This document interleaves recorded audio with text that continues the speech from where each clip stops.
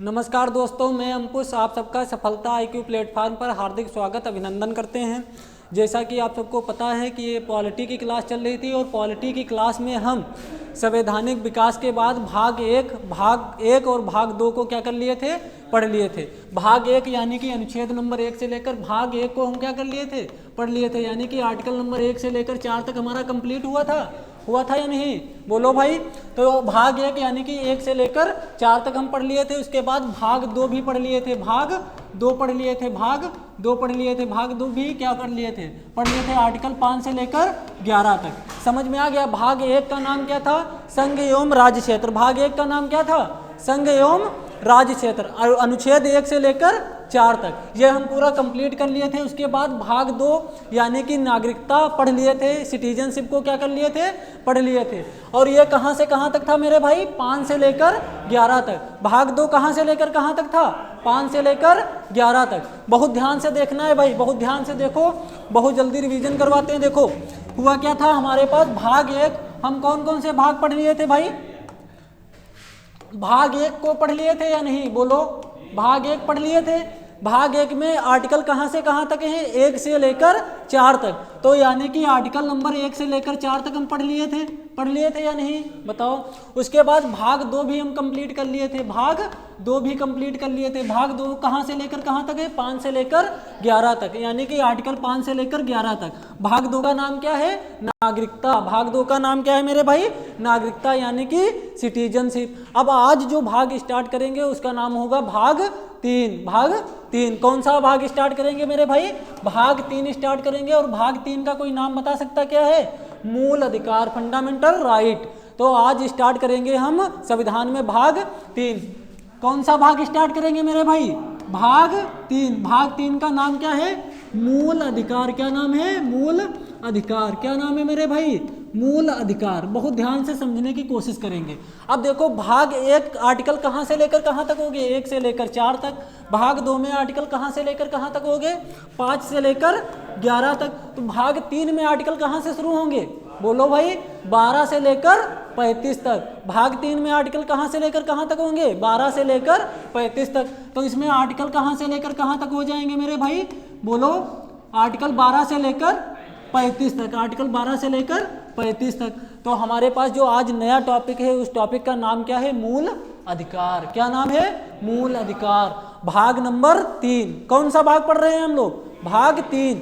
और क्या नाम है उसका, मूल अधिकार, फंडामेंटल राइट। और इसमें आर्टिकल कहाँ से लेकर कहाँ तक स्टार्ट है मेरे भाई, 12 से लेकर 35 तक। तो हमारे साथ बोलो, भाग कौन सा, भाग 3। नाम क्या है उसका, मूल अधिकार, फंडामेंटल राइट। अब देखो भाई, समझने की हम कोशिश करेंगे बहुत जल्दी।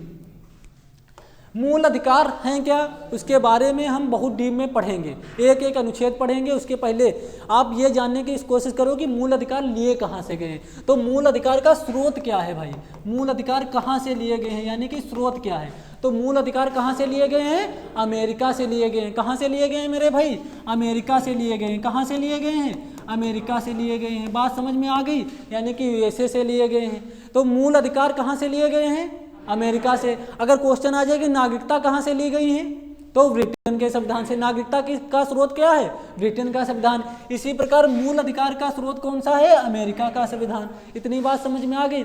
उसके बाद देखो मूल अधिकार होते कैसे हैं। मूल अधिकार जो हमारे होते हैं, मूल अधिकार क्या भैया, मूल अधिकार नैसर्गिक होते हैं। कैसे होते हैं, नैसर्गिक होते हैं। अब इस बात को समझो बहुत ध्यान से, नैसर्गिक होते हैं, बहुत ध्यान से समझना है। होते हैं, नैसर्गिक का मतलब क्या होता है, मूल अधिकार कैसे होते हैं, नैसर्गिक होते हैं। नैसर्गिक का मतलब क्या है, वह अधिकार जो हमको स्वतः मिल जाए, स्वाभाविक रूप से मिल जाए और जन्मजात ही मिल जाए, उन अधिकारों को हम क्या कह देंगे, नैसर्गिक अधिकार कह देंगे। तो मूल अधिकार कैसे अधिकार हो गए, नैसर्गिक अधिकार हो गए। नैसर्गिक का मतलब होता है स्वतः प्राप्त होना। क्या मतलब होता है, स्वतः प्राप्त हो जाना, स्वतः प्राप्त होना। क्या मतलब होता है, स्वतः प्राप्त होना। इतनी बात समझ में आ गई। तो मूल अधिकार कहाँ से लिए गए हैं, अमेरिका के संविधान से। कहाँ से लिए गए हैं, तो मूल अधिकार का स्रोत क्या हो जाएगा, अमेरिका का संविधान। उसके बाद मूल अधिकार हैं कैसे भैया, नैसर्गिक। कैसे हैं, नैसर्गिक। नैसर्गिक का मतलब होता है स्वतः प्राप्त हो जाना। नैसर्गिक का मतलब क्या होता है, स्वतः प्राप्त हो जाना, यानी कि स्वाभाविक रूप से जो हमको प्राप्त हो जाए, जन्मजात ही जो हमको मिल जाए। हम जन्म लिए और हमको क्या मूल अधिकार मिल गए। उसके लिए कोई संघर्ष करना पड़ा हमको, कोई मांग करना पड़ा, कोई आंदोलन करना पड़ा, नहीं करना पड़ा, यानी कि स्वतः मिल गए या नहीं मिल गए। तो जो भी चीज़ हमको स्वतः मिल जाए, स्वाभाविक रूप से मिल जाए, जन्मजात मिल जाए, उसे हम क्या कह देंगे, नैसर्गिक कह देंगे। जैसे माँ का प्यार क्या है, नैसर्गिक प्यार है। कैसा प्यार है, नैसर्गिक प्यार। वो आप जन्म लोगे स्वतः मिल जाएगा। पिता का प्यार कैसा है, नैसर्गिक प्यार है। अब प्रेमिका का प्यार कैसा है, नैसर्गिक प्यार है। उसके लिए संघर्ष करना पड़ता है, समझे, ठीक, एक बहुत लंबा संघर्ष करना पड़ता है। तो प्रेमिका का प्यार नैसर्गिक प्यार में आएगा, नहीं आएगा। अच्छा, माता का प्यार नैसर्गिक प्यार में आ जाएगा, भाई स्वतः मिल गया, जन्म के आधार पर तुरंत मिल गया, जन्म लिया तुरंत मिलने लगा। और उसके बाद पिता का भी प्यार, फैमिली का प्यार कैसे मिल जाता है, नैसर्गिक रूप में। पर प्रेमिका का प्यार नैसर्गिक होता है, नहीं होता। उसके लिए संघर्ष करना पड़ता है, उसके लिए समय देना पड़ता है, और उसके लिए एक निर्धारित आयु भी होनी चाहिए। समझ में आ गया। तो भाई क्या होता है, नैसर्गिक वह चीज होती है जो स्वतः प्राप्त हो जाए, जो स्वाभाविक रूप से प्राप्त हो। कैसे प्राप्त हो, स्वाभाविक रूप से प्राप्त हो जाए। अतः हम कह सकते हैं, अतः हम क्या कह सकते हैं, मूल अधिकार, मूल अधिकार क्या कह सकते हैं मेरे भाई, मूल अधिकार जन्म से ही प्राप्त हो जाते हैं, जन्म से ही प्राप्त हो जाते हैं, जन्म से ही प्राप्त हो जाते हैं, जन्म से ही प्राप्त होते हैं। ये बात समझ में आ गई, बताओ।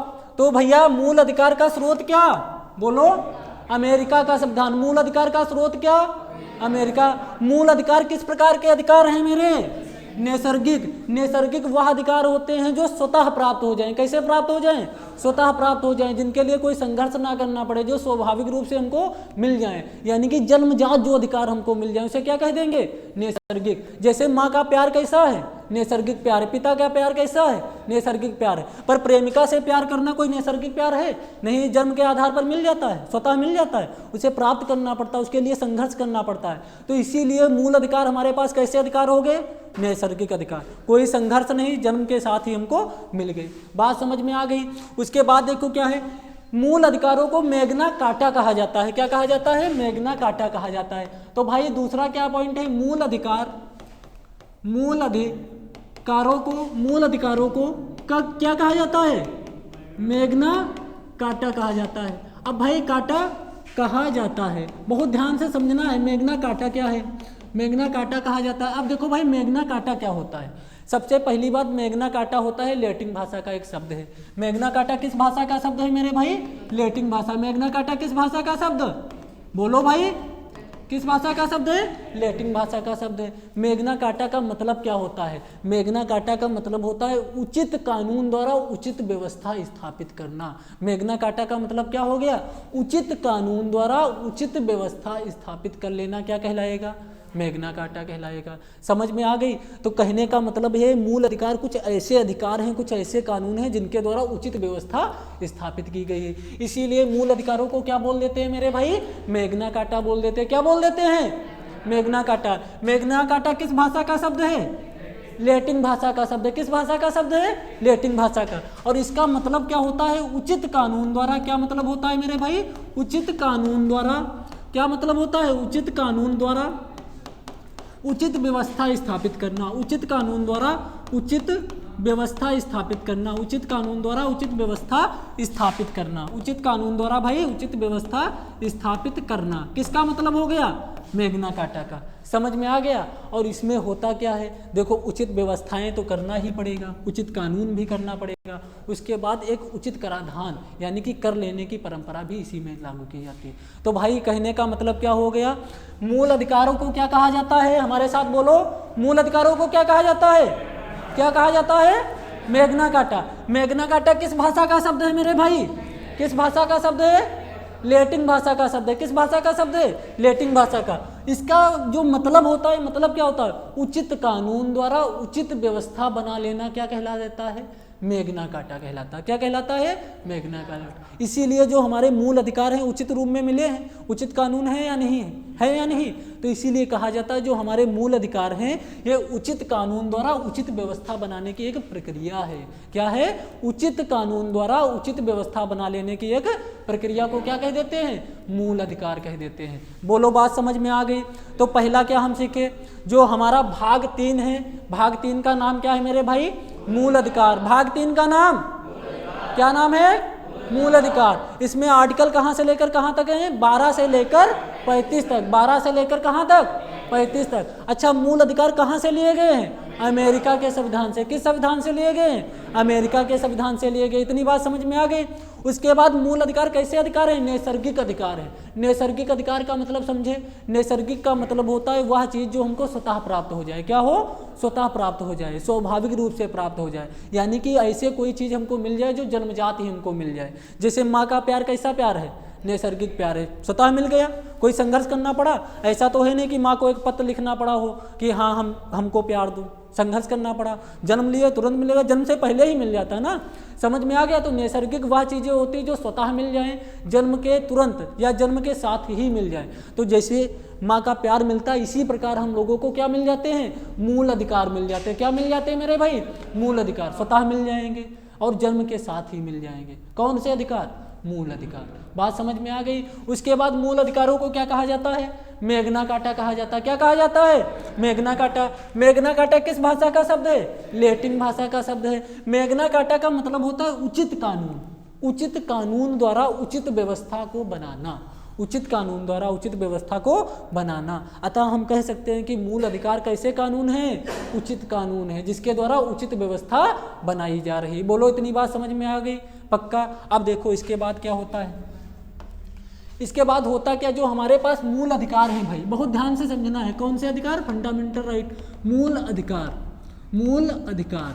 मूल अधिकारों को मुख्यतः, बहुत ध्यान से देखना भाई, मूल अधिकारों को मुख्यतः 7 भागों में बांटा गया था। मुख्यतः मूल अधिकारों के यहाँ पर लिख रहे हैं, मूल अधिकारों को, मूल अधिकारों को मुख्यतः 7 भागों में विभाजित किया गया। 7 भागों में विभाजित किया गया। 7 भागों में विभाजित किया गया था। परंतु हम बात समझाएंगे अभी। परंतु वर्तमान में इन्हें 6 भागों में विभाजित किया जाता है। 6 भागों में विभाजित किया जाता है। भाई बहुत ध्यान से सुनना, जाता है। तो देखो भाई, मूल अधिकारों को कितने भागों में विभाजित किया जाता था? कितने भागों में विभाजित किया गया था? कितने भागों? 7। तो हमारे पास जो मूल अधिकार हैं, इनको कितने भागों में विभाजित किया गया था? कितने भागों? 7। और वर्तमान में कितने भागों में विभाजित किया गया है? 6। तो यानी कि 7 से कितने भाग हो गए अब? 6। पहले जब संविधान बना, यानी कि मूल संविधान में मूल अधिकारों को कितने भागों में विभाजित किया गया था? 7 भागों में। कितने भागों में? 7 भागों। और वर्तमान में कितने भागों में विभाजित किया गया है? 6 भागों। तो पूछ ले कि मूल अधिकारों को वर्तमान में कितने भागों में विभाजित किया गया? कितने भागों? 6 भागों। और मूल संविधान में कितने भागों में विभाजित किया गया था? 7। अगर था आ जाए तो कितने? 7। और है अगर आ जाए तब 6।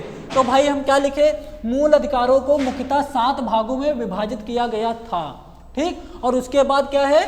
परंतु वर्तमान में मूल अधिकारों को 6 भागों में विभाजित किया गया है। अब देखो ये कौन कौन से भाग हैं, बहुत ध्यान से समझना है। पहला भाग इसका कौन सा है? पहला भाग है समानता या समता का अधिकार। पहला कौन है? समानता या समता का अधिकार, या समता का अधिकार, या अधिकार। इसमें आर्टिकल कहाँ से लेकर कहाँ तक है मेरे भाई? कोई बता सकता है? 14 से लेकर 18 तक। 14 से लेकर 18 तक। तो पहला भाग कौन सा हो गया? समता या समानता के का अधिकार। पहला भाग कौन हो गया मूल अधिकार में? समता। एक याद कर लो, दोनों ना याद करो, समता याद कर लो। समता का अधिकार। पहला भाग कौन? समता का अधिकार। कहाँ से लेकर कहाँ तक? आर्टिकल 14 से लेकर 18 तक। आ गई बात समझ में? पक्का। उसके बाद इसका दूसरा भाग कौन सा है? स्वतंत्रता के आधार, स्वतंत्रता का अधिकार, स्वतंत्रता का अधिकार। दूसरा भाग कौन सा हो गया मेरे भाई? स्वतंत्रता का अधिकार। बात समझ में आ गई? इसका आर्टिकल कहां से लेकर कहां तक है, कोई बता सकता है?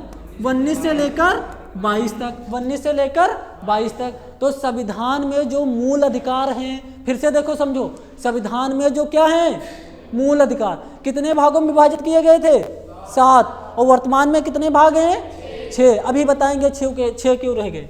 तो इसमें पहला भाग कौन है? समता के आधार पर। पहला भाग कौन? समता के आधार पर। इसमें आर्टिकल कहां से लेकर कहां तक? 14 से लेकर 18 तक।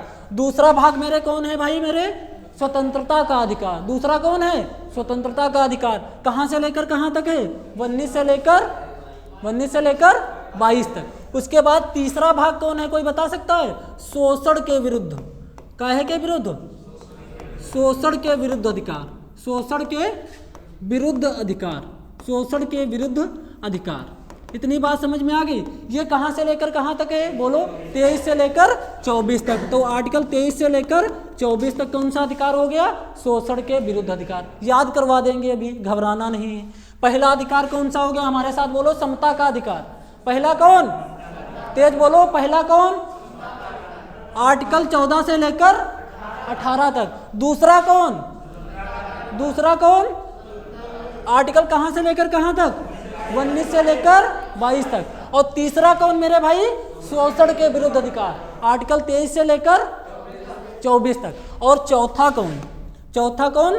धार्मिक स्वतंत्रता का अधिकार। चौथा कौन? धार्मिक स्वतंत्रता का अधिकार, स्वतंत्रता का अधिकार। चौथा कौन मेरे भाई? धार्मिक स्वतंत्रता का अधिकार। कहां से लेकर कहां तक? 25 से लेकर 28 तक। कहां तक? 25 से लेकर 28 आर्टिकल तक। इतने भाग समझ में आए? बोलो भाई, आ गई बात समझ में? पहला भाग कौन हो गया? समता के आधार पर। पहला कौन? दूसरा कौन? तीसरा कौन? चौथा कौन? धार्मिक स्वतंत्रता के आधार पर। 4 भाग समझ में आ गए। अब देखो आगे, देखो आगे लिख रहे हैं। ठीक, हम फिर से यहां से लिख रहे हैं, पूरी स्लाइड एक पर आ जाएगी। ठीक, देखो भाई, पहला याद दिलवाओ हमको, कौन है बताओ? समता का अधिकार, समता का अधिकार। पहला कौन? समता का अधिकार। कहां से लेकर कहां तक? आर्टिकल 14 से लेकर 18 तक। पहला समझ में आ गया। उसके बाद मेरे भाई दूसरा कौन? बताओ भाई, दूसरा कौन? स्वतंत्रता का अधिकार। दूसरा कौन? स्वतंत्रता का अधिकार। कहां से लेकर कहां तक? 19 से लेकर 22 तक। आ गई बात समझ में? तीसरा कौन मेरे भाई? तीसरा कौन? शोषण के विरुद्ध, शोषण के विरुद्ध अधिकार। कहां से लेकर कहां तक? बोलो भाई, 23 से लेकर 24 तक। आ गई बात समझ में? फिर चौथा कौन मेरे भाई? धार्मिक स्वतंत्रता का अधिकार। कौन सा स्वतंत्रता? धार्मिक स्वतंत्रता का अधिकार। धार्मिक स्वतंत्रता का क्या अधिकार? कहां से लेकर कहां तक? 25 से लेकर 28। इतनी बात समझ में आई? बोलो, पक्का आ गई समझ में? उसके बाद पांचवा कौन, कोई बता सकता है? बोलो, काहे का? देखो मैं बता रहा हूं, पांचवा कौन? शिक्षा और अल्पसंख्यक अधिकार। शिक्षा, पांचवा कौन मेरे भाई? शिक्षा व संस्कृति का अधिकार, संस्कृति का अधिकार। अभी बताएंगे, एक एक आर्टिकल पढ़ाएंगे, घबराना नहीं, अभी सिलेबस लिखवा रहे हैं। इसका अधिकार कहां से लेकर कहां तक है मेरे भाई? बोलो कोई लोग, 29 से लेकर 30 तक। बात समझ में आ गई? बोलो, आई बात समझ में? पांचवा अधिकार समझ में आ गया। उसके बाद अधिकार नंबर 6। अधिकार नंबर 6 कौन सा है? संपत्ति का अधिकार। अधिकार नंबर 6 कौन सा है? संपत्ति का अधिकार। अधिकार नंबर 6 कौन हो गया? संपत्ति का अधिकार। संपत्ति का अधिकार याद करवा देंगे, परेशान मत होना है। संपत्ति का अधिकार किसमें हो गया? आर्टिकल 31 में। संपत्ति का अधिकार किसमें? आर्टिकल 31 में। उसके बाद आर्टिकल नंबर भाग नंबर 7। भाग नंबर 7 में क्या है? संवैधानिक, संवैधानिक उपचार का अधिकार। संवैधानिक उपचार का अधिकार। संवैधानिक उपचार का अधिकार किस आर्टिकल में? आर्टिकल 32 में। इस प्रकार से जो हमारे मूल अधिकार थे कितने भागों में विभाजित हो गए? बोलो भाई, कितने भागों में विभाजित हो गए? 7 भागों। मूल अधिकार कितने भागों में विभाजित हो गए? 7 भागों। पहला भाग कौन? समता के आधार पर। हमारे साथ बोलो, समता के आधार पर, स्वतंत्रता के आधार पर, फिर उसके बाद शोषण के विरुद्ध आधार पर, धार्मिक आधार पर, शिक्षा आधार पर, संपत्ति के आधार पर और संवैधानिक उपचार के आधार पर। इस प्रकार से जो हमारे पास फंडामेंटल राइट थे मुख्यतः कितने भागों में मेरे भाई विभाजित हो गए? 7 भागों में। 7 भाग। अब याद कैसे करोगे इनको? क्रमबद्ध तरीके से याद करने का तरीका क्या है? बहुत देखो ट्रिक बता रहे हैं, आप ऐसे याद कर लो, सा सा, ठीक, सा, फिर क्या हो जाएगा? धा, फिर क्या हो जाएगा? धा। समझ में आ गया? फिर उसके बाद क्या हो जाएगा? सा। समझ में आ गया मेरे भाई बात? देखो कैसे याद करोगे। सा से काहे का अधिकार? समता का अधिकार। सा से काहे का अधिकार? तो पहला अधिकार कौन सा विभाजित हुआ? समता का अधिकार। तो सा से काहे का अधिकार? और दूसरा वाला सा काहे के लिए? स्वतंत्रता के लिए। दूसरा वाला सा काहे के लिए? तेज बोलो, दूसरा वाला सा काहे के लिए? स्वतंत्रता। और इस वाले सा का मतलब शोषण। इस वाले सा का मतलब क्या हो गया? शोषण। और फिर क्या हो गया? धार्मिक। और फिर इस वाले सा का मतलब शैक्षणिक हो गया, शिक्षा का अधिकार हो गया। उसके बाद इस वाले का मतलब क्या हो गया? संपत्ति का अधिकार। क्या हो गया? संपत्ति का। और उसके बाद ये वाला सा संवैधानिक उपचार का अधिकार। तो इस प्रकार से याद कर सकते हो। याद करने की ट्रिक क्या है? देखो पहले हम ये सा बनाए, संतोष वाला सा बना, फिर संतोष वाला सा बना, फिर सलजम वाला सा बना, ठीक, और उसके बाद धा बना, फिर सा बना, फिर सा। अब देखो फिर इनको लिख कर देखो बार बार। देखो कैसे करो। धा लिख लो, ठीक, लिख लिए। फिर उसके बाद सलजम वाला सा ऊपर लिख दो और सलजम वाला सा किसके नीचे लिख दो? एक ऊपर लिख दो, एक नीचे लिख दो। और फिर उसके बाद 2 ऊपर सा ये वाले लिख दो और 2 नीचे इधर लिख दो। बोलो मेरे भाई, बात समझ में आ गई? क्रम याद रहेगा या याद नहीं रहेगा? पहले देखो लिखो, कैसे लिखो। पहले क्या लिखोगे मेरे भाई? क्या लिखोगे? धा। फिर एक सा ऊपर लिख दो, एक सा ऊपर लिख दो, काहे वाला? सलजम वाला। और एक सलजम वाला सा नीचे लिख दो। समझ में आ गई बात? उसके बाद 2 सा ये वाले संतोष वाले ऊपर लिख दो और 2 संतोष वाले ऊपर लिख दो। और फिर अपने आप से निकाल लो। निकाल लोगे या नहीं निकाल लोगे? याद हो गया? पक्का? अब मैं बोल रहा हूं, आप लोगों को बताना है कौन सा अधिकार। इस वाले सा का मतलब क्या? इस वाले सा का मतलब? दूसरे वाले सा का मतलब? तीसरे वाले सा का मतलब? फिर धा का मतलब? फिर इस वाले सा का मतलब? फिर इस वाले सा का मतलब? और फिर इस वाले सा का मतलब? याद हो गए? याद हो गए? अब देखो हम इनको कैसे देखेंगे, फिर से एक बार देखो, वरना ये क्रम याद नहीं होता भाई, भूल जाता है। हम भी बहुत बार भूले हैं, तब जाकर ट्रिक निकली है। समझ में आ गया? अब देखो भाई, हम मूल अधिकार को विभाजित करेंगे, तो विभाजित करने की ट्रिक क्या है? पहले क्या बनाएंगे हम? क्या बनाएंगे? धा। फिर इसके ऊपर कौन सा सा? सलजम वाला। फिर इसके नीचे कौन सा सा? सलजम वाला। आ गई बात समझ में? उसके बाद संतोष वाले कितने सा? 2 ऊपर और 2 नीचे। 2 ऊपर और 2 नीचे। पूरे सब 7 विभाजित हो गए। अब भाई इसका मतलब पता चल गया हमको, समता का अधिकार। इसमें आर्टिकल कहाँ से लेकर कहाँ तक है? 14 से लेकर 18 तक। कहाँ से लेकर कहाँ तक है? 14 से लेकर 18 तक। अब भाई दूसरे वाले में कहाँ से लेकर है? 19 से लेकर 22 तक। 19 से लेकर 22 तक। फिर तीसरे वाले में कहाँ से लेकर है? 23 से लेकर 24 तक। फिर धार्मिक वाले में कहाँ से लेकर कहाँ तक है मेरे भाई? 25 से लेकर 28 तक। आ गई बात समझ में? उसके बाद शिक्षा वाले में कहाँ से लेकर है? 29 से लेकर बोलो 30 तक। और संपत्ति वाले में कौन सा आर्टिकल है मेरे भाई? 31। और उसके बाद संवैधानिक उपचार में कौन सा आर्टिकल है? 32। इस प्रकार से हम ये पूरा विभाजन याद कर सकते हैं या नहीं कर सकते हैं? बोलो एक बार, समझ में आया? पक्का विभाजन याद हो जाएगा? पक्का याद करना ही पड़ेगा, हर हाल में करना पड़ेगा, क्योंकि क्वेश्चन यहाँ से बहुत ज़्यादा पूछे जाते हैं। इतना समझने के बाद अब देखो, हम एक बात बताए थे, बहुत ध्यान से समझना है मेरे भाई। हम क्या बताए थे? पहले ये बताओ, ये विभाजन समझ में आया? पक्का? देखो भाई, अब हुआ क्या, हम आपको बताए थे कि शुरुआत में मूल अधिकारों को कितने भागों में विभाजित किया गया था? 7 भागों। और ये कितने भाग है मेरे भाई? 7। यानी कि ये शुरुआत वाला विभाजन है या नहीं है? है। ये वर्तमान वाला विभाजन होगा या नहीं? नहीं। ये वर्तमान वाला विभाजन है, ये मूल संविधान वाला विभाजन है, शुरुआत वाला विभाजन है। वर्तमान वाले विभाजन में हुआ क्या? और हम बताए थे कि जो शुरुआत का विभाजन था उसमें 7 भाग थे। कितने भाग थे? 7। और वर्तमान में कितने भाग रह गए हैं? 6। तो कोई ना कोई भाग कम हुआ होगा। कम हुआ होगा या नहीं हुआ होगा? अब बताओ भाई कौन सा भाग कम हुआ होगा? तो कौन सा भाग कम हुआ होगा?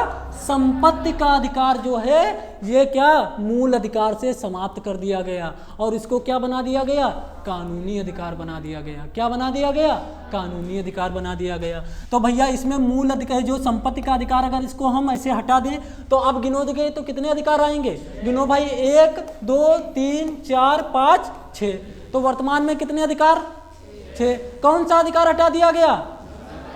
संपत्ति का अधिकार मूल अधिकार से हटाकर कौन सा अधिकार कर दिया गया?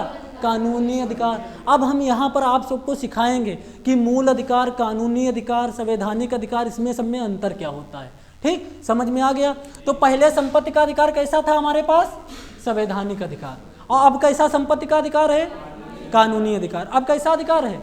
कानूनी अधिकार। अब यहाँ पर पहले हम सीख लें। अब एक बात यहाँ पर ध्यान रखना, अगर क्वेश्चन आ जाए कि संपत्ति का अधिकार कब हटाया गया, किस संशोधन द्वारा हटाया गया, तो भाई कब हटाया गया, हालांकि हम पढ़ाएंगे एक एक आर्टिकल।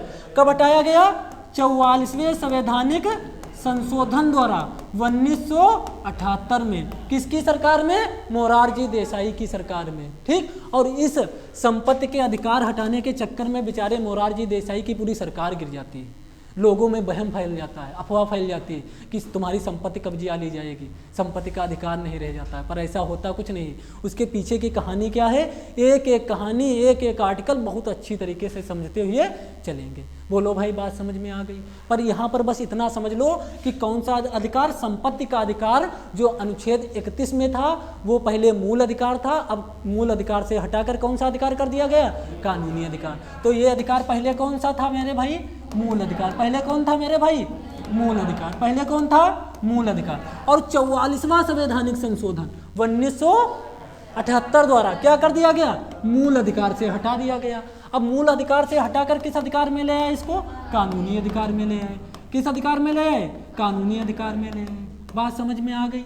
बोलो भाई, बात समझ में आई? पक्का? अब देखो, समझो मूल अधिकार और कानूनी अधिकार में अंतर क्या होता है। पहले यहाँ पर समझ लो, फिर एक एक आर्टिकल अभी नहीं स्टार्ट करेंगे। पहले जितना बेसिक चीज़ें हैं सब समझ लो, ठीक, फिर आर्टिकल स्टार्ट करेंगे। भाई देखो, पहली बात देखो, मूल अधिकार और कानूनी अधिकार में अंतर क्या है? कानूनी अधिकार में अंतर क्या है?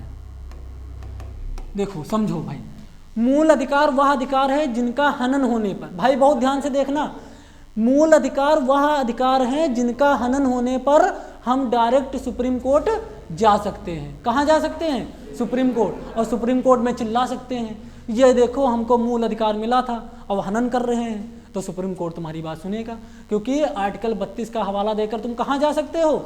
Supreme court. तो मूल अधिकारों की रक्षा कौन कर रहा है? Supreme court. तो मूल अधिकार बहुत मजबूत अधिकार होते हैं, इनको ना तो कोई समाप्त कर सकता है, ना तो कोई छीन सकता है, ना सरकार छीन सकती है, ना कोई तानाशाह छीन सकता है, कोई नहीं छीन सकता है। मूल अधिकार वह अधिकार जो बहुत मजबूत अधिकार हैं और जिनकी रक्षा डायरेक्ट सुप्रीम कोर्ट करता है। अगर कोई भी मूल अधिकार तुमसे कोई छीन रहा है तो तुम सुप्रीम कोर्ट के पास गुहार लगा सकते हो, कह सकते हो अरे भाई आओ हमको बचाओ, हमारा मूल अधिकार छीन रहा है, और सुप्रीम कोर्ट तुम्हारी रक्षा करेगा। यानी कि कहने का मतलब क्या है? मूल अधिकार वह अधिकार है जो किसी भी हालत में तुमसे कोई छीन नहीं सकता है।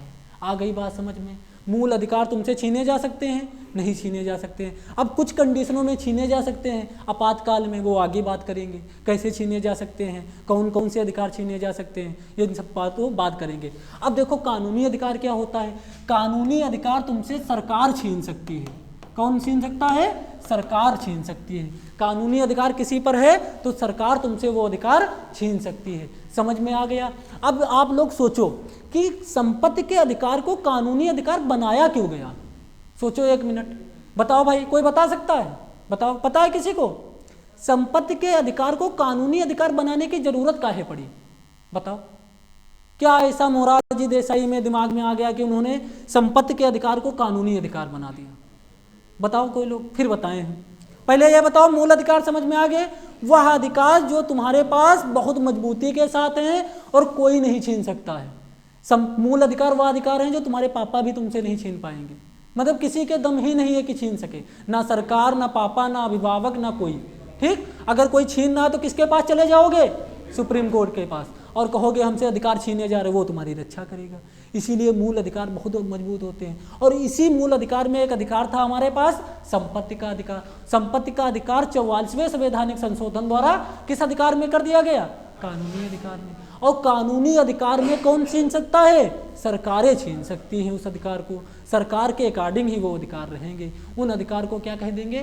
कानूनी अधिकार। अब इस अधिकार में संपत्ति का अधिकार कानूनी अधिकार किया क्यों गया भाई? बोलो मेरे भाई, संपत्ति का अधिकार कानूनी अधिकार क्यों किया गया? सोचो, देखो समझाए रहे हैं। जैसे मान लो ये रेलवे लाइन बिछ रही, रेलवे लाइन बिछ रही, और रेलवे लाइन के बीचों बीच में आपका मकान पड़ गया। ठीक, और मकान आपका क्या है? संपत्ति है। संपत्ति है या नहीं है? ठीक, अब भाई तुम्हारी संपत्ति अगर मूल अधिकार हो, ठीक, मूल अधिकार हो, और मान लो रेलवे लाइन वाले तुम्हारे मकान को तोड़ दे, तो तुम्हारा मूल अधिकार है, तो तुम सुप्रीम कोर्ट चले जाओगे या नहीं चले जाओगे? चले जाओगे। उससे क्या होता था, जो सार्वजनिक रूप से काम होते थे वो प्रभावित हो जाते थे। जैसे मान लो रेलवे लाइन बिछ रही, बीच में कोई का मकान पड़ गया, अब भाई तुम्हारी ये संपत्ति है या नहीं है, और तुम्हारा मूल अधिकार भी है, तो कोई तुमसे छीन भी नहीं सकता है। छीन सकता है तो भाई क्या करना पड़ता था? इस पटरी को घुमा कर इधर लाना पड़ता था, ऐसे घुमा कर लाना पड़ता था। फिर पता चला इधर लाकर आए, तब तक इधर एक का मकान और पड़ गया। भाई बहुत कहानी गंभीर हो रही थी। इसके पास भी संपत्ति का मूल अधिकार था। अब भाई क्या हुआ? अब ये पटरी वाला क्या, जो रेलवे विभाग इसके मकान को तोड़ सकता है? नहीं तोड़ सकता है, क्योंकि भाई संपत्ति किसमें थी? मूल अधिकार में। अब ये पटरी वाला बेचारा फिर घूम कर इधर आ रहा है। इससे क्या होता था, जो सरकारी काम होते थे उसमें बाधा उत्पन्न होती थी, और जिसकी संपत्ति हम छीनने की कोशिश करते थे वो चिल्ला देता था हमारे पास संपत्ति का मूल अधिकार है, हम सुप्रीम कोर्ट जा रहे हैं। अब मान लो इन भाई साहब का मकान गिरवा दे रेलवे वाले, अब संपत्ति का अधिकार होता, संपत्ति का अधिकार मूल अधिकार होता तो सुप्रीम कोर्ट चले जाते, कैसे गिरा सकते हो हमारा? ठीक, इसीलिए क्या करना पड़ गया? 44वें संवैधानिक संशोधन द्वारा संपत्ति के अधिकार को कौन सा अधिकार करना पड़ा? कानूनी अधिकार। अब जैसे मान लो रेलवे लाइन यहाँ पर बिछ रही है, तो भाई ये मकान किसी का पड़ गया, तो मकान संपत्ति है, और संपत्ति अधिकार कैसा हो चुका है? कानूनी अधिकार। तो भैया रेलवे वाले इनको मुआवजा वगैरह दे देंगे, और ज़्यादा तिकड़म बताएंगे तो कुछ नहीं देंगे, और मकान गिराएंगे और सीधे लाइन बनाकर चले जाएंगे। मान लो फिर किसी का मकान पड़ गया, तो भैया अब संपत्ति का अधिकार कैसा हो चुका है? कैसा हो चुका है? फिर बुलडोजर चल जाएगा, चल जाएगा। अभी आप लोग घटनाएं देख रहे हो, अतिक्रमण हटाया जा रहा है। क्यों हटाया जा रहा है? क्योंकि संपत्ति का अधिकार कैसा अधिकार हो चुका है? कानूनी अधिकार। अब आप लोग सोचो, अगर संपत्ति का अधिकार अभी भी मूल अधिकार होता, तो जितने संकटा देवी में मकान टूटे हैं सब सुप्रीम कोर्ट में पहुंच गए होते। पहुंच गए होते या नहीं पहुंच गए होते? तो कहने का मतलब होता है, कानून के अधिकार में तुम्हारे अधिकार को सरकार छीन सकती है। रोड कोई बन नहीं, तुम्हारा मकान पड़ गया तो पूछना नहीं है भाई, अगर सार्वजनिक काम प्रभावित हो रहा है तो मकान तोड़वा दिया जाएगा, क्योंकि किस प्रकार का अधिकार है संपत्ति का अधिकार? अब कानूनी। और यही अगर मूल अधिकार होता तब एक ईंट ना तोड़ने देते तुम, अगर तोड़ देते तो तुम कहाँ चले जाते? कहाँ चले जाते भाई? सुप्रीम कोर्ट चले जाते। इसीलिए क्या करना पड़ गया मेरे भाई? मूल जो संपत्ति का अधिकार था इसे कानूनी अधिकार करना पड़ गया, जिसमें सार्वजनिक काम जो हैं वो बाधित ना हो। बोलो भाई मेरे, मूल अधिकार और कानूनी अधिकार समझ में आ गया? कानूनी अधिकार तुमसे कौन छीन सकता है? कौन छीन सकता है? सरकार, राज्य की या केंद्र की, ठीक, समय के अनुसार। मूल अधिकार तुमसे कोई छीन सकता है? नहीं। अब संपत्ति का अधिकार अगर मूल अधिकार होता तो सार्वजनिक कामों में दिक्कतें होती। जैसे मान लो सड़क बन नहीं है भाई, ये सड़क बन नहीं है, तुम्हारा मकान बीच में पड़ गया, और संपत्ति का अधिकार कैसा है? मूल अधिकार। अब तुम्हारा मकान कोई तोड़ सकता है? नहीं, नहीं तोड़ेगा। अब संपत्ति का अधिकार कैसा हो गया? कानूनी अधिकार। चढ़ा के बुलडोजर निपटा देंगे। ठीक, अगर तुम ज़्यादा तिकड़म करोगे तो तुमको लठियाएंगे, फिर लठियाएंगे या नहीं लठियाएंगे? लठियाएंगे। और यही अधिकार अगर मूल अधिकार होता तब उनके नाक में तुम चनाव कर देते, सुप्रीम कोर्ट चले जाते, कहते हमारा मकान कैसे गिरा दिया, मूल अधिकार है। इसीलिए मूल अधिकार को क्या करना पड़ गया? क्या करना पड़ गया? कानूनी अधिकार। किस संवैधानिक संशोधन द्वारा? 1978 में। किसकी सरकार में? मोरारजी देसाई की सरकार में। अब मोरारजी देसाई की सरकार इस कानून से इतना प्रभावित हो गई कि उनकी सरकार गिर गई। लोगों में अफवाहें फैल गई कि ये लोग हमारी संपत्ति छीन रहे हैं। संपत्ति छीन नहीं रहे थे भाई, सिर्फ अधिकार बदल दिए थे। समझ में आ गया? अब देखो भाई होता क्या है। अब आर्टिकल स्टार्ट करेंगे हम पढ़ना। पहले ये बताओ संविधान में जो मूल अधिकार, इनका विभाजन समझ में आ गया? पहले कितने भाग थे? कितने भाग थे? तेज बोलो, कितने भाग थे? वर्तमान में कितने भाग हैं? वर्तमान में कितने हैं? कौन सा भाग हटा दिया गया? कौन सा भाग हटा दिया गया? किस संवैधानिक संशोधन द्वारा? कब हटाया गया? किसकी सरकार में हटाया गया? समझ में आ गया? अब संपत्ति का अधिकार कैसा अधिकार है? कानूनी अधिकार कौन होते हैं? जिनको सरकार ले सकती है, छीन सकती है। समझ आ गया? तो इस प्रकार से हमारा जो बेसिक था मूल अधिकार का, वो क्या हो गया मेरे भाई? कंप्लीट हो गया। अब हमारे मूल अधिकार स्टार्ट कहाँ से लेकर कहाँ तक होते हैं, उनको ध्यान देखेंगे। मूल अधिकार पहले बताओ, समझ में आया? पक्का? मूल अधिकार की शुरुआत कहाँ से होती है? आर्टिकल 12 से लेकर 35। आर्टिकल 12 से लेकर 35। विभाजन पढ़ने के बाद अब हम इसका पहला आर्टिकल पढ़ेंगे, आर्टिकल 12, यानी कि अनुच्छेद नंबर 12। अनुच्छेद नंबर 12। भाई पहले ये बताओ, जो कुछ पढ़ा रहे हैं समझ में आ गया? पक्का? ठीक, चलो भाई। उस दिन हम क्लास में एक मतलब शायरी बोल दिए थे, तो थोड़ा वो शायरी लड़कों के पक्ष में थी, तो किसी ने मैसेज किया था कि सर लड़कियों को भी मोटिवेट कर दिया करो। ठीक, आज हम जो शायरी बोलेंगे भाई वो लड़कियों के ही पक्ष में बोलेंगे, लड़कियों के लिए ही बोलेंगे। ठीक, और वो कुछ इस प्रकार होगी, बहुत ध्यान से समझना। जो हम कहने जा रहे हैं इसमें पूरी जिंदगी का सार छिपा हुआ है, आप लोग पहचानने की कोशिश करना। देखो क्या कहता है, ये जो लड़के हैं, ये जो लड़के हैं तुम्हें बाबू, सोना, प्रीतमा कहकर भटकाएंगे। बहुत ध्यान से समझो, ये जो लड़के हैं तुम्हें बाबू, सोना, प्रीतमा कहकर भटकाएंगे, तुम्हें प्यार का कर्ज उतारने के लिए मर्यादा विहीन बनाएंगे, और जो तुम एक घर का फक्र हो, पिता की शान हो, भाई की आवाज़ हो, माँ की ममता हो। क्या हो? जो तुम एक घर का फक्र हो, पिता की शान हो, भाई की आवाज़ हो, माँ की ममता हो, इन्हीं सबके सामने तुम्हें ये नीचा दिखाएंगे, इन्हीं सबके सामने तुम्हें ये नीचा दिखाएंगे। समझ में आ गया? तो आज आप लोगों के लिए हो गया। पक्का ध्यान रखना है हर चीज़ों को। अब देखो आगे बढ़ो भाई, क्या होता है? अनुच्छेद नंबर हम 12 पढ़ेंगे।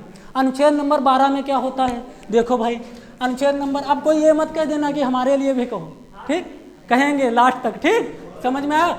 अनुच्छेद नंबर 12 में क्या है? मूल अधिकार की परिभाषा दी गई है। काहे की परिभाषा दी गई है? मूल अधिकार की परिभाषा दी गई। तो इसमें कुछ नहीं है भेरे भाई, क्या है? मूल अधिकार की परिभाषा है। मूल अधिकार की परिभाषा, मूल अधिकार की क्या है? अधिकार की परिभाषा है भाई। अनुच्छेद 12 में क्या है? मूल अधिकार की परिभाषा। अनुच्छेद 12 में क्या? काहे की परिभाषा?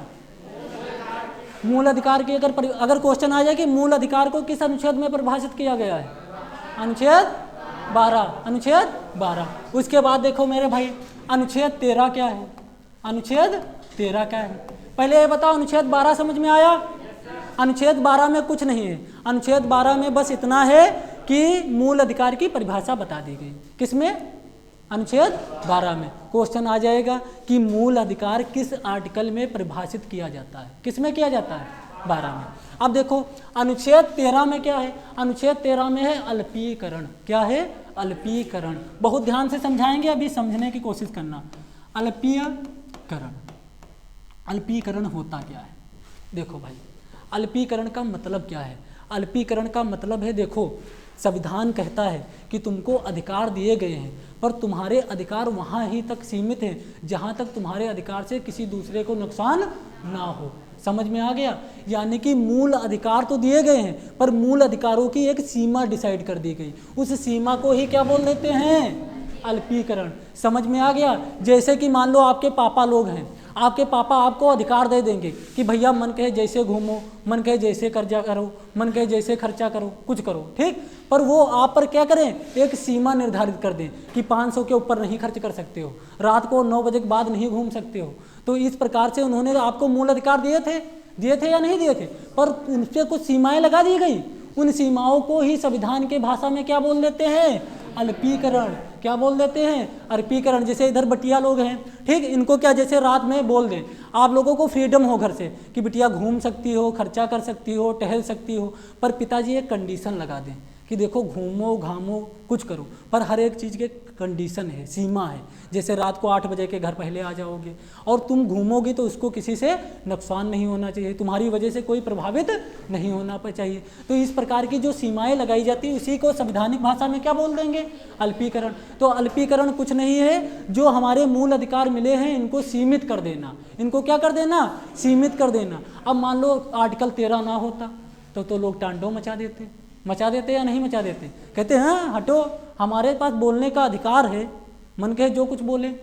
तब आर्टिकल 13 आ जाएगा चलकर, देखो भाई बोलने का अधिकार जरूर है पर हम आर्टिकल नंबर 13 हैं, हम तुम्हारे अधिकारों को क्या कर रहे हैं? सीमित कर रहे हैं। इसी वजह से हमारे पास मूल अधिकार मिलने के बाद भी हम टांडो मचा नहीं सकते हैं। अब जैसे मान लो घूमने की स्वतंत्रता है, ठीक, आर्टिकल 19 में क्या? घूमने की स्वतंत्रता है। अब भाई हमको घूमने का मूल अधिकार मिल गया, अब मन कहे हम जहाँ घूम जाएं, किसी के मकान में ऐसे घुस जाएं, और कोई पूछे कैसे?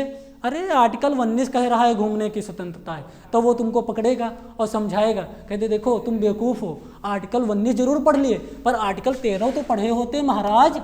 आर्टिकल 13 क्या कहता है कि तुम्हारे मूल अधिकारों पर भी सीमाएं लगाई जा रही हैं, ऐसे नहीं मन कहे जिसके रूम में घुस जाओगे थपड़ियाए जाओगे। समझ में आ गया? तो आर्टिकल 13 क्या है? अल्पीकरण। अल्पीकरण का मतलब क्या होता है? जो भी मूल अधिकार मिले उनको एक सीमित तौर पर ले लेना। ऐसा नहीं बोलने का मतलब है तो मन कहे जिसको गरिया दिए, ठीक, अगर किसी को कुछ कहने लगोगे तो तुमको समझाएगा भाई तुमने पढ़ जरूर लिया है, फिर आर्टिकल 19 कहाँ है, 13 कहाँ पढ़े हो? 13 का मतलब कुछ नहीं है, मूल अधिकारों को सीमित करने वाला आर्टिकल कौन? मूल अधिकारों को बांधने वाला आर्टिकल कौन? अपने अधिकारों को अपने तक सीमित रखने वाला आर्टिकल कौन? समझ में आ गया? वह आर्टिकल कौन है जो दूसरे के अपने अधिकार को प्रभावित नहीं होने देता है? आर्टिकल 13। आप स्वतंत्र हो पर जहाँ तक स्वतंत्र हो जहाँ तक कोई पराधीन ना हो। जैसे मान लो हम हाथ चला सकते हैं, ऐसे हाथ चला रहे हैं, ठीक, अब मान लो इधर भी कोई खड़ा हो जाए इधर भी खड़ा हो जाए, ठीक, समझो अब हम ऐसे हाथ चला रहे हैं तो हमारे पास स्वतंत्रता है हाथ चलाने की, पर इधर भी कोई खड़ा है इधर भी खड़ा है, वो भी बोल देगा ये भी बोल देगा, कहते देखो तुम हाथ चलाओ कुछ चलाओ पर आर्टिकल 13 तो पढ़े हो, ये हाथ हमारे नहीं लगना चाहिए। तो आर्टिकल 13 क्या कर देता है? मूल अधिकारों को सीमित कर देता है। समझ में आ गया? तो इसी सीमा को क्या कह देते हैं मेरे भाई?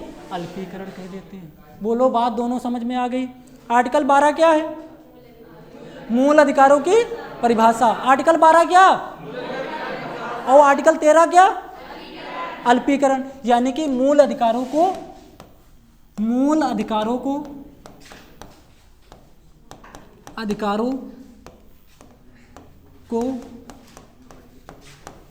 सीमा रेखा में बांध देता है, सीमा रेखा में बांध देता है। समझ में आ गया? पक्का? ठीक भाई। अब देखो भाई, एक कोई महिला है उर्फी, क्या नाम है उसका, जावेद कर, उर्फी जावेद, उसका मतलब रवैया जानते हो? तो जब उससे पूछा जाता है कि तुम इस प्रकार के पहनावे का प्रचलन क्यों कर रही हो, तो बार बार वो कहती है कि हमें स्वतंत्रता है। हमको लग रहा है उसको आर्टिकल 13 का नॉलेज नहीं है। आपको स्वतंत्रता जरूर है पर आर्टिकल 13 सीमाएं भी तो लगा रहा है। आपकी स्वतंत्रता किसी को प्रभावित नहीं करना चाहिए, ठीक, तो आर्टिकल 13 उसको पढ़ाना चाहिए, ठीक। अब हम बोल देंगे, हाँ पढ़ा दें, ठीक। आर्टिकल 13 पता होता तो इस प्रकार का पहरावा ना करती हूँ, ठीक, उसको भी पता होता। तो भाई क्या है आर्टिकल 13? अल्पीकरण है। अल्पीकरण का मतलब क्या होता है? मूल अधिकारों को सीमा रेखा में बांध देना। इतनी बात समझ में आ गई? तो आर्टिकल 12-13 हो जाने के बाद अब कौन सा भाग स्टार्ट करेंगे? समता का अधिकार। कौन सा स्टार्ट करेंगे? समता का अधिकार। अब भाई हमारा पहला भाग जो मूल अधिकार में है वो कौन सा है? समता का अधिकार। सातों भाग याद हो गए? समता का अधिकार, समता का अधिकार। आर्टिकल कहां से लेकर कहां तक है? बोलो भाई। इसमें आर्टिकल कहां से लेकर कहां तक है? 14 से लेकर 18। समझ में आ गया। तो अब हम पहला भाग पढ़ना स्टार्ट करेंगे संविधान का, जिसका नाम क्या है, समता का अधिकार। अब देखो समता शब्द से समझने की कोशिश करो। समता का मतलब क्या होता है? समता का मतलब क्या होता है? लगभग सभी को समान कर देना। क्या कर देना? समान कर देना, एक ही दृष्टि से करना, यानी कि सामाजिक, राजनीतिक और नैतिक दृष्टिकोण से लगभग सभी को समान करने की, बहुत ज़्यादा ऊंच नीच ना हो। समझ में आ गया? समता का अधिकार। अब इसी में मूल अधिकार में जो हमारा पहला भाग हम विभाजित किए थे, उसका नाम रख दिया गया, क्या रख दिया गया? समता या समानता का अधिकार। इसमें आर्टिकल कहाँ से लेकर कहाँ तक है? 14 से लेकर 18, 14 से लेकर 18 तक। बात समझ में आ गई। अब इसका हम आर्टिकल नंबर 14 देखेंगे। कौन सा? पहले बताओ समझ में आ रहा है? अनुच्छेद नंबर 14 भाई, बहुत ध्यान से देखना है। पहले ये बताओ आर्टिकल 12 और 13 समझ में आ गए? ठीक, चलो पूछ ही लेते हैं। इधर आप बताओ, आप बताओ अल्पीकरण क्या है? अधिकारों की एक सीमा बना देना। ठीक, अधिकारों की एक सीमा बना देना। बताओ भैया अल्पीकरण क्या है? सीमा। ठीक, मतलब आप तांडव कर सकते हो, फिर तांडव करने की भी एक सीमा है। समझ में आ गया? पक्का? ठीक, अब इसी के बाद हम भाग पहला भी शुरू किए हैं मूल अधिकार का, जिसका नाम क्या है? समता का अधिकार। इसमें अनुच्छेद नंबर 14, अनुच्छेद नंबर 14 क्या कहता है? अनुच्छेद नंबर 14 कहता है विधि के समक्ष समता। अनुच्छेद नंबर 14 क्या कहता है? विधि, विधि के समक्ष समता। देखो भाई, विधि का मतलब क्या होता है? विधि का मतलब होता है कानून। विधि का मतलब क्या होता है? कानून। तो आर्टिकल 14 क्या कहता है? विधि के समक्ष समता, यानी कि कानून की नज़र में सब लोग क्या हो? समान हो। तो भैया विधि का मतलब क्या हो गया? कानून। क्या हो गया मेरे भाई? कानून, यानी कि कानून के दृष्टिकोण से क्या हो? सब लोग समान हो। किस आर्टिकल में कहा गया? आर्टिकल 14 में। आर्टिकल 14 में क्या कहा गया? विधि के समक्ष समता, यानी कि कानून की नज़र में प्रत्येक भारतीय समान रूप से है। उसके लिए ये नहीं कि तुम अमीर आदमी हो तो तुम्हें कुछ और कानून है, तुम गरीब हो तो कुछ और कानून है। सबके लिए एक जैसे कानून है। वो बात अलग है कि गांधी जी कानूनों को बदल देते हैं या नहीं बदल देते हैं। ठीक, समझ में आ गया? तो भैया आर्टिकल 14 क्या है मेरे भाई? विधि के समक्ष समता। विधि का मतलब क्या हुआ? विधि का मतलब कौन? ठीक, विधि का मतलब होता है कानून। जैसे हम कह देते हैं कोई परेशानी आ जाती है तो कहते हैं विधाता जाने। विधाता किसे कहेंगे? कानून बनाने वाले को, यानी कि कानून बनाने वाला जाने। कह देते हो या नहीं कह देते हो? कह देते हो विधाता जाने। जैसे मान लो एग्जाम देकर आए, कोई पूछे कैसा हुआ, विधाता जाने, यानी कि कानून बनाने वाला जाने। ठीक, तो विधाता का मतलब कानून बनाने वाला, विधि का मतलब कानून। समझ में आ गया? पक्का? ठीक, क्या हुआ? टाइम हो गया? चलो ठीक है, कल पढ़ते हैं इसको। ठीक, थैंक यू।